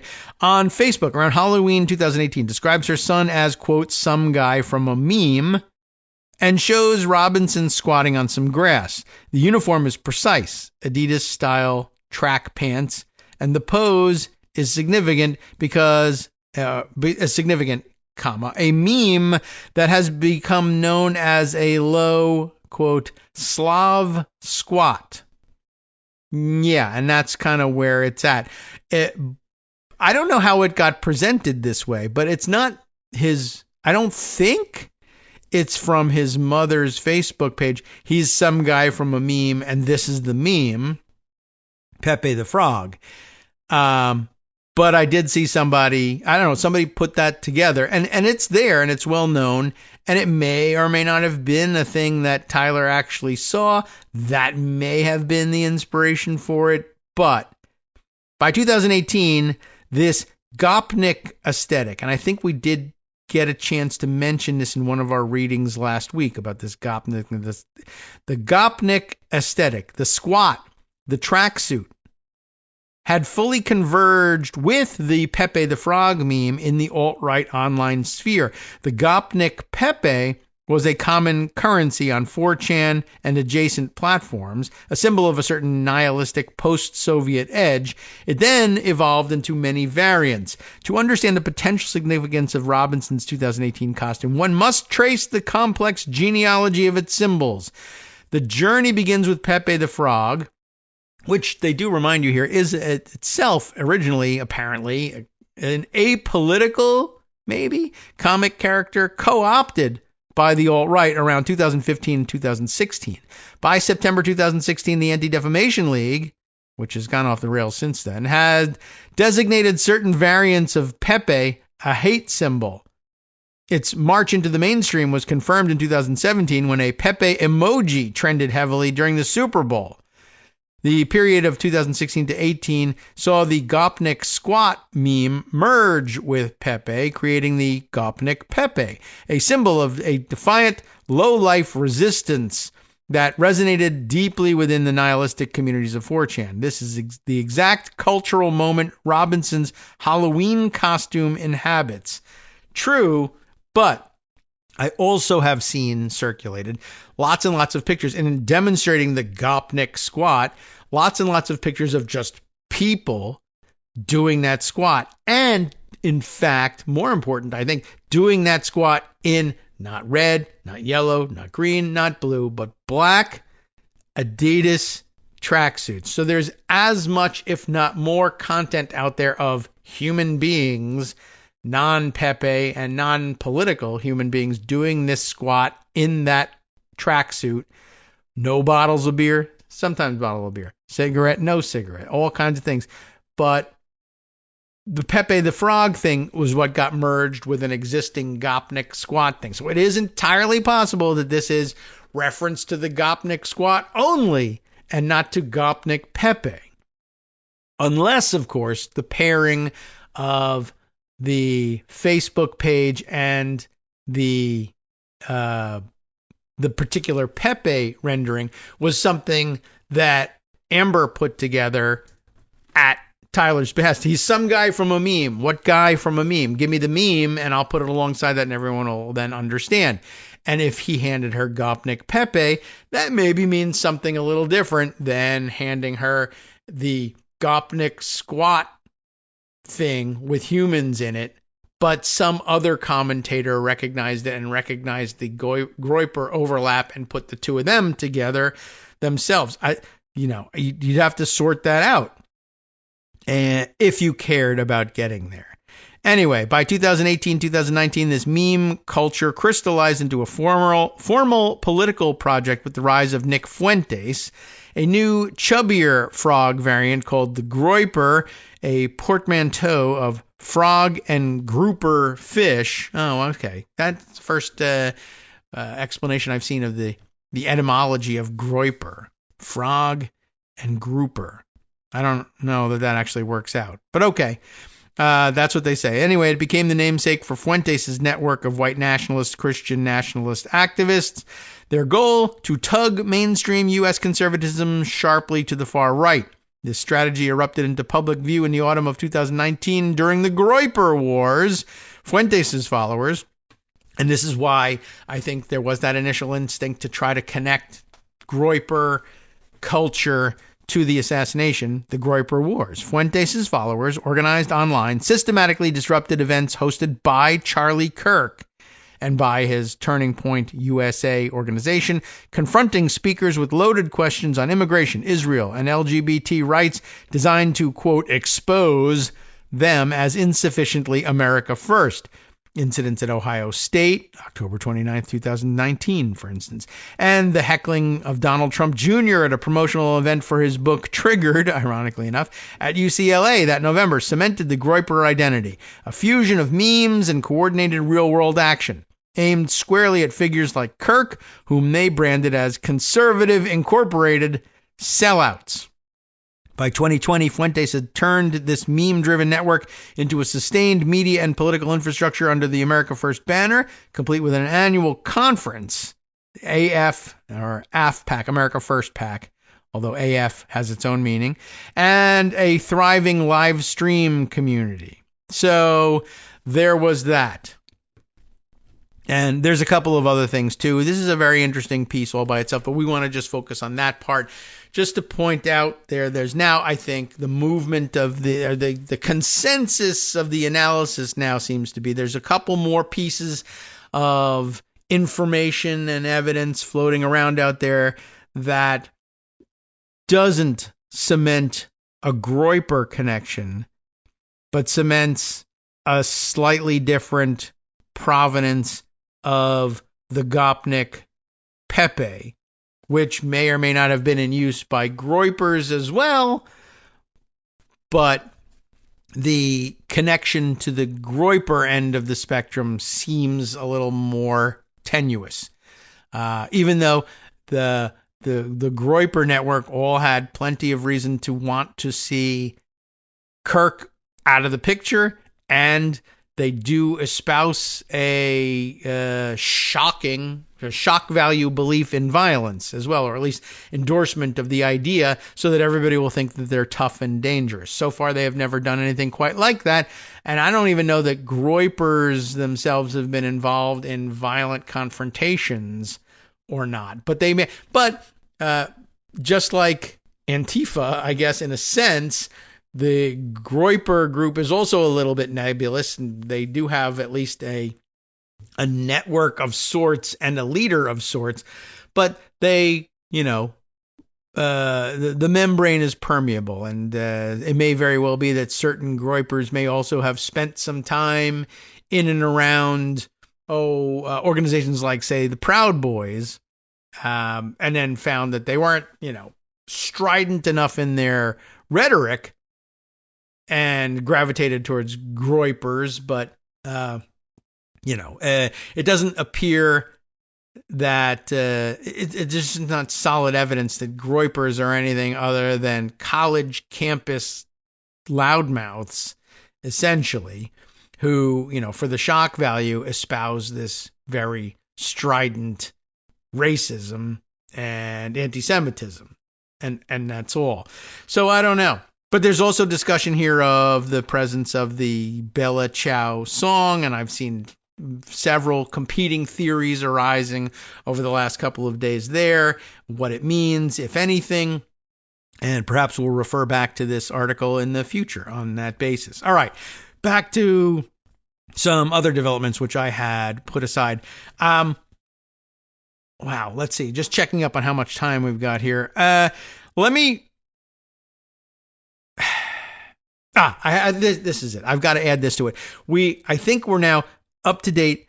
We took some time yesterday to explain how upside down and backwards this effort to frame Lisa Cook with alleged mortgage fraud charges is.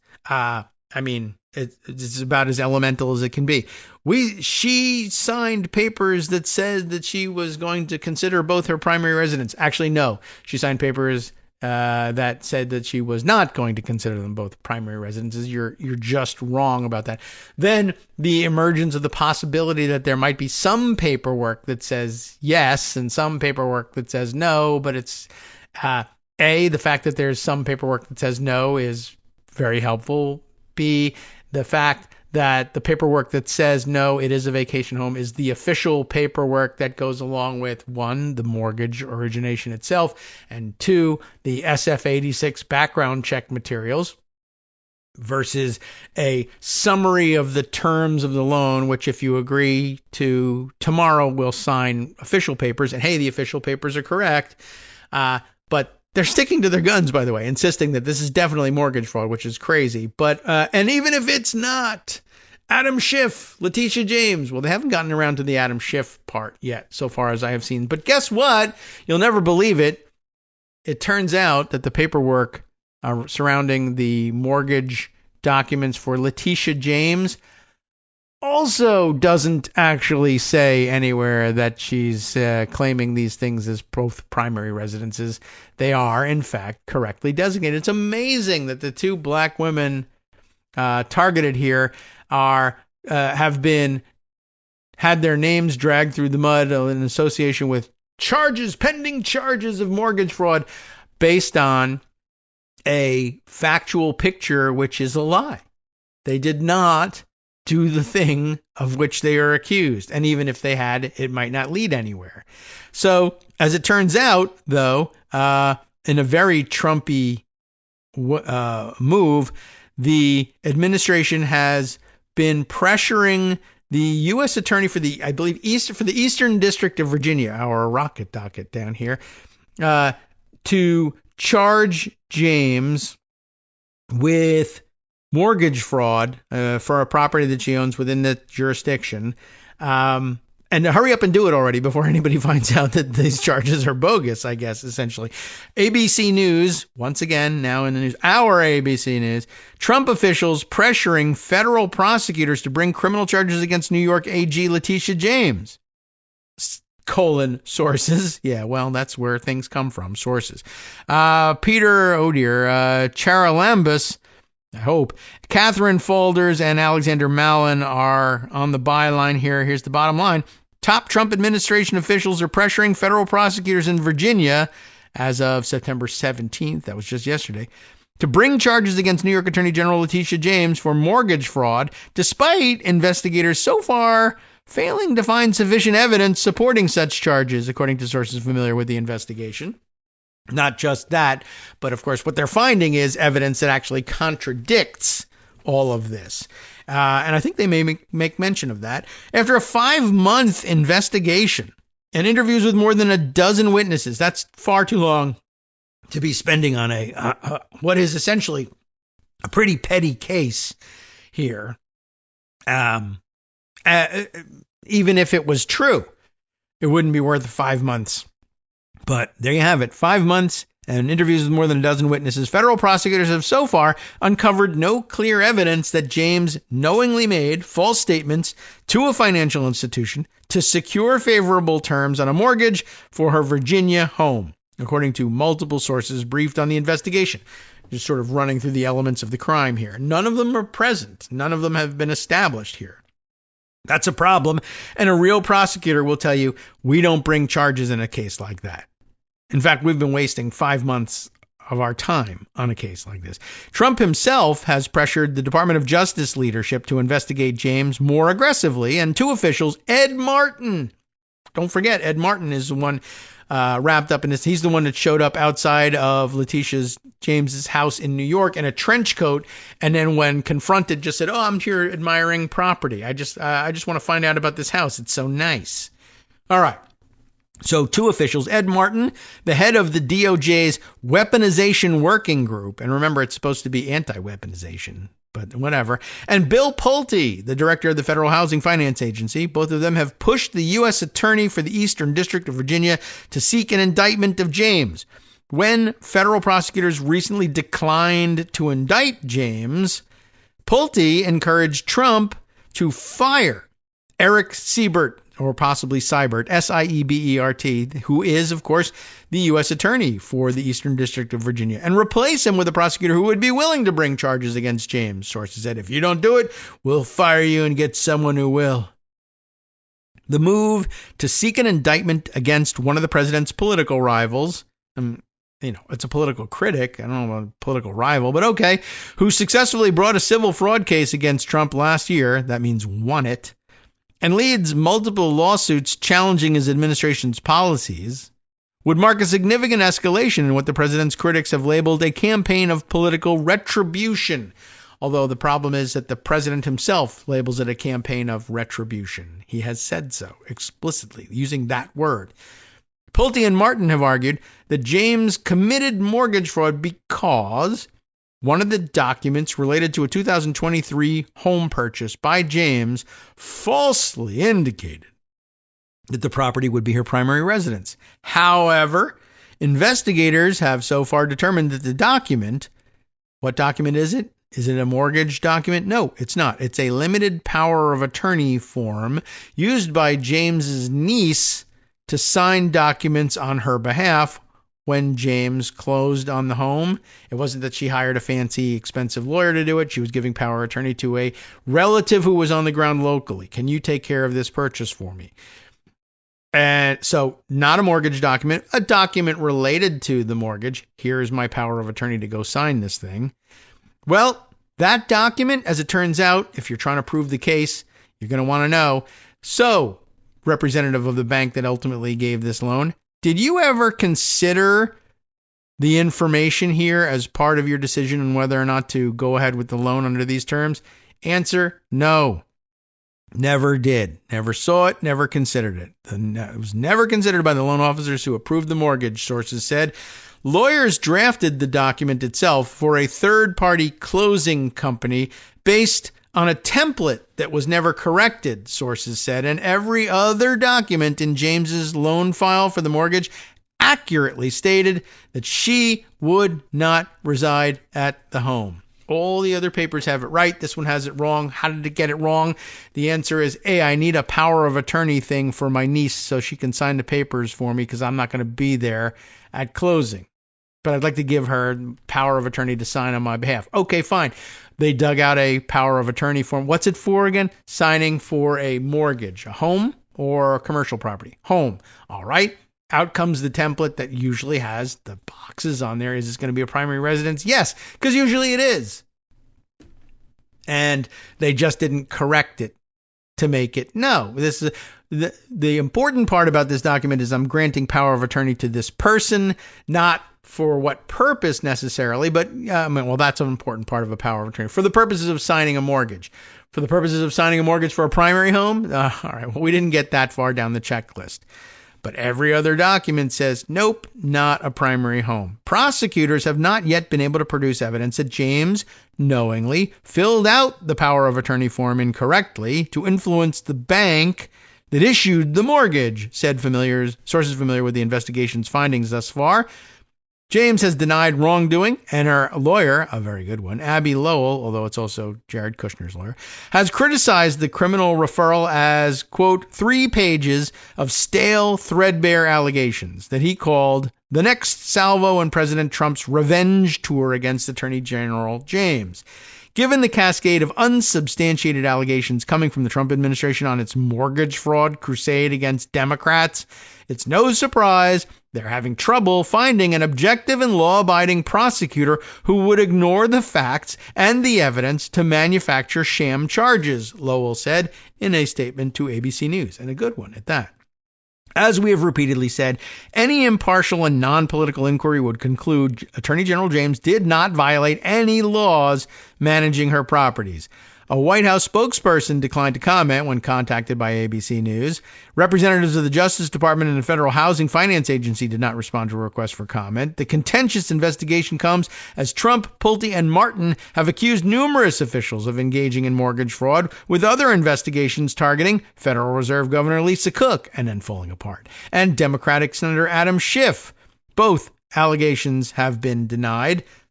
But so far, we haven't seen a report, and I don't know whether it's ever going to be forthcoming, that Adam Schiff had all of his paperwork in order, too. Anyway, Martin is also investigating James regarding a New York home, and federal prosecutors in Albany have issued subpoenas to James in connection with her civil fraud case against Trump and her corruption case against the National Rifle Association, according to multiple sources. And don't forget that Albany is in the Northern District of New York, and therefore under the jurisdiction of the U.S. attorney there, who, again, I know I'll have to get reminded of who that is. Yes, John A. Sarcone, III. You remember him, the one who had to have his a temporary appointment re-engineered so that he could be reinstalled in office the same way that Alina Habba has done in New Jersey. So that guy owes his continuance in office owes it all, of course, as both of them do, to Trump, the continuance in office by the willingness of the Trump administration to go out of their way on his behalf. And as a result, he's only too happy to kick this can along and keep the case against Letitia James alive in New York, even though the case in Virginia has totally fallen apart.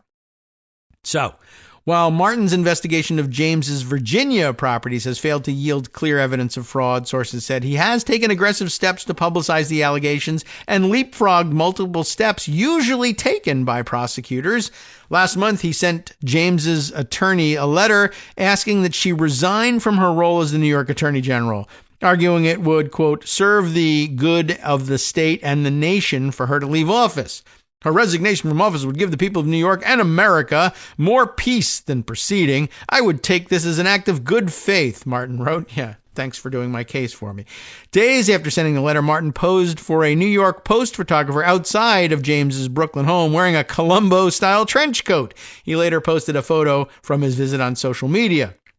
As ABC News previously reported, the photo and visit earned him a rebuke from Attorney General Pam Bondi and her deputy, Todd Blanche, I don't think I knew that, who told him the trip was counterproductive and harmful to his investigation. Sources said, despite the lack of evidence or law, you will take whatever actions you have been directed to take and make good on President Trump's and Attorney General Bondi's call for revenge for that reason alone, Lowell said in a letter to Martin, a copy of which was reviewed by ABC.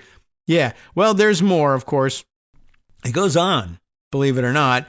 And they're sort of sticking to their guns there, insisting that, no, she was the one who committed fraud, not Trump, for whom she had secured the civil liability verdict. That's the way it is. Each of the investigations into James, Cook, and Schiff revolves around two figures in the Trump administration who have since burnished their reputations, I would say ruined their reputations, for aggressively publicizing their claims of mortgage fraud. There's Pulte and Martin, who we, I think, profiled rather extensively at some point in the past. Maybe there's room for further profiling on Pulte in the near future, but there you have it. They're just essentially insisting that these cases go forward, and now we find out, maybe they'll pull a fire and switch in the Eastern District of Virginia because they're just saying, you have no evidence, and you might be completely wrong about these charges. All right, we should probably spend some time tomorrow catching up on the ludicrous New York Times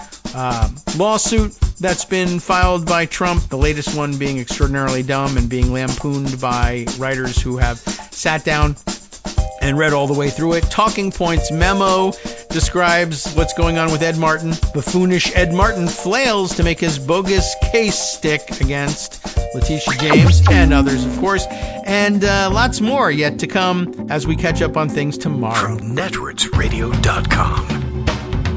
You have been listening to Kagro in the Morning with David Waldman. So much more yet to come, of course, as the West Coast Cookbook and Speakeasy follows us here right here on Netroots Station. Justice Putnam will take you through his collection of stories from around the country and around the world, topped, of course, by Jimmy Kimmel. Trump wants us to talk about Kimmel, so we'll talk about Trump and Jeffrey Epstein instead.